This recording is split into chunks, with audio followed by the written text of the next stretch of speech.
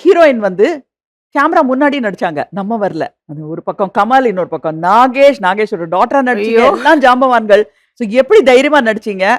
அதுக்கப்புறம் ஏன் நடிக்கல? திடீர்னு கமல் சார் வந்து ஒரு நாளு, "நாளைக்கு ஷூட்டிங் இருக்கு.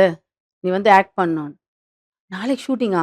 அதுக்கப்புறம் அப்படியே ஃபேஸ் எல்லாம் அப்படி வச்சு ஃபீவர் மாரி அப்படியே, "சார் என்னால முடியல சார். நான் வரல."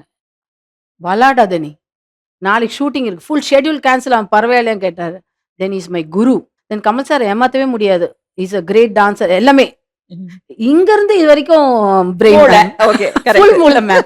அதனால சார் கிட்ட ஒர்க் பண்ணா, உலகத்துல யார்ட்டனா வேல பண்ணலாம். அந்த மாரி ஒரு பிரெய்னி அவங்க கிட்ட கத்துக்கிறோம். ம். அந்த அப்படிதான். ப்ரூம் ஸ்டிக்க வச்சு பெருக்கிட்டே டான்ஸ் ஆடுவீங்களா? அது ஆமா. யாரோட ஐடியா அது?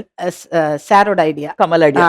நான் திடீர்னு டான்ஸ் ஆடுவேன். சாரையும் பார்த்துப்பேன். கரெக்ட்டா நான் பண்றாரா அவரு? பண்றோமா இல்லையான்னு. ஆமாமா. அப்புறம் நாகேஷ் அவரோட ஐயோ! கான்ட்ரிபியூஷன் ஐயோ! என்ன மேம், இருந்தது? நாகேஷ் சாரோட பண்றது அவ்வளோ ஈஸி இல்ல. சில டைம்ல கன்ஃப்யூஸ் ஆயிடும் மேம். என்ன பேசணும், என்ன இதுன்னு கன்ஃப்யூஸ் ஆயிடும். பட் எனக்கு ரொம்ப அழகா சொல்லிக் குடுத்தாங்க கமல் சாரும், நாகேஷ் சாரும். இந்த சைடு கமல் சார் இருப்பாரு, இங்க சைடு நாகேஷ் சார் இருப்பாரு. நான் தனியா ஆக்ட் பண்ணா கூட. சோ 2 ஜாம்பவான்களுக்கு ஆ. நடுவுல அப்படியே நடுங்க பயந்து பாருங்க. நடிச்சீங்களா? இல்ல cool ஆ பேஸ்மெண்ட் பண்ணீங்களா? வீக் சொல்லுவேன்.